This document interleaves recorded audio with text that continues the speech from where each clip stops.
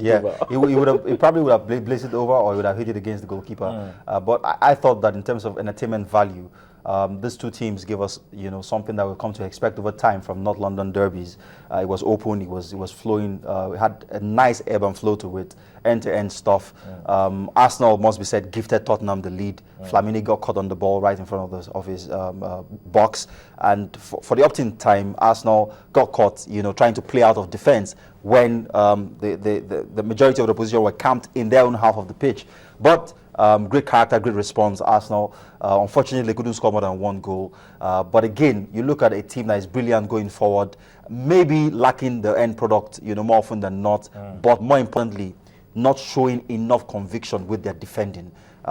Arsenal have drawn 4 out of 6 games now, and it's been down to those defensive problems. And it calls the question why Arsene Wenger didn't bring in a centre-back, or more importantly for most, a defensive midfielder, because it was Flamini, after Arteta had gone off injured, that came on and lost the ball in an area where a primary school, footballer should never ever lose the ball.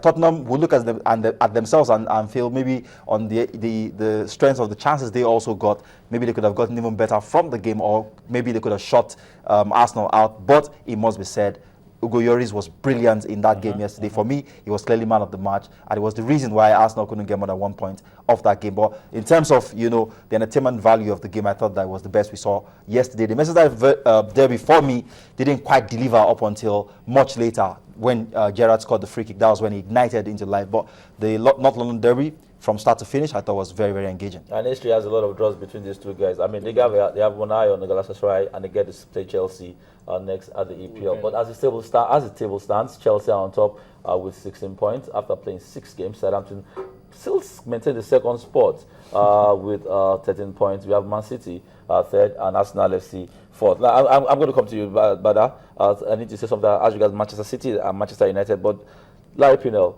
Chelsea FC, they look like they're enjoying the best games of their life, if you want to consider it with last season. I mean, Chelsea FC, Diego Costa, that man simply can't stop scoring, and the form with which they go forward says that the level of intent in wanting to win a lot of laurels this season. It does. Before yesterday's game, Chelsea had always found a way to actually concede, but yesterday they shut up shop and they actually scored 3 very good goals. Diego Costa gives them another dimension. He doesn't just score. It's about the creativity, particularly if you look at that third goal, the way he actually took on a player and then hit a very good ball, and the keeper had to save, but then there was Willian there to actually do a rebound on that.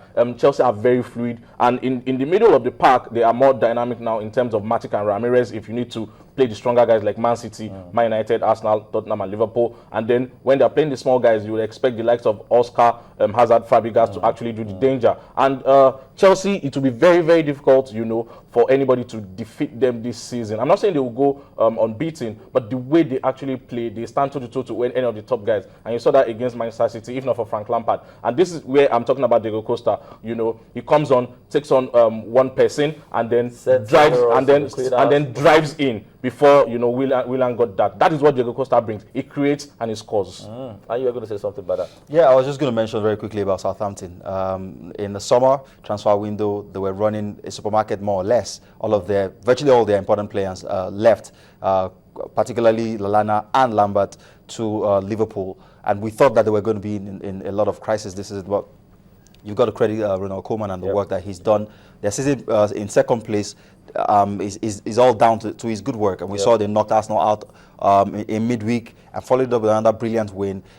Yes, it may not be a reflection of where they will finish, but judging by the sort of transfer window they had, I think that he's got to be, for me, the best Premier League manager so far. Very long time. Yeah, I mean, we can't sit here and legislate that until they play those games and start to lose. But based on what they've seen so far, I think they've been brilliant. All right, talking about Manchester United. Manchester United occupies 7th spot right now. It was disappointing for Wayne Rooney yesterday. What was he thinking? I mean, he took that shine off Manchester United's victory yesterday. It was disappointing. How can you be a captain and you're lashing out at a fellow international, Stuart Downing? How do you do that? He put his team under pressure yesterday, and they could have actually lost or dropped points in that game. I expect an apology from Wayne Rooney. That was thoroughly undeserved. But having said that, the United team actually gave a very good account of themselves. Wayne Rooney himself scored a brilliant goal, and then Van Persie scored another. They conceded, and from that point on, I was scared for them. I thought West Ham was actually going to equalize and go ahead, particularly when they were 10 men down. But particularly when they were a man down, playing with 10 men. Yep. But what did Man United do? They closed up shop, and then they were trying to hit on the break with Di Maria and all of that. But critically for me, they collected 3 points. Okay. And about that United performance, you've got to mention Paddy McNair, the young star who came in to play with Marcus Rojo and had the defense. I thought was brilliant. One of those headers, that he pulled off yesterday has got to be one of the defensive plays of this particular season. This should set them in the right direction afterwards. I mean, I hope they can kick on from here, really, but there's no doubt in the fact that there's still a lot of defensive questions over that team. Especially if he wants to stay with a three-man formation. He won't play a three-man defense anymore. But with all the injuries that he's got to cope with, how long McNair and Rojo will hold up in harder defense remains to be seen, especially because the harder fixtures are coming. All right, quickly, let's take a look. Let's round off the EPL with the log table as it stands. Chelsea are on top, Southampton, Man City, Arsenal in fourth. Looks very familiar at the end of the season last season. I mean, with Arsenal occupying fourth. Manchester United are seventh. Bottom table, we have bottom of the log. We have QPR, Burnley, and Newcastle. Now, before we go, let's take a look at the Spanish La Liga games we played yesterday. Barcelona, well, should I just say they actually replied Real Madrid by scoring as many goals as Real Madrid did. Not exactly as many goals, but they scored 6. They scored 6 goals. Yeah. Tyler, I don't know if you've noticed better as well that Barcelona, they've not conceded any goal this season. There were 3 things that I thought Luis Enrique did. The goalkeeper, Bravo, came in and replaced. It's not as erratic as Victor Valdez. He has also brought in a Jeremy Matthew from Valencia to actually partner, what's his name now, Mascherano. Critically, so Piqué Puyol partnership no longer playing, and right now in the middle of the park, Rakitic is now partnering, what's his name now, Sergio Busquets, which means they have 2 defensive midfielders, but one is more of box-to-box, and Rakitic actually got a goal yesterday.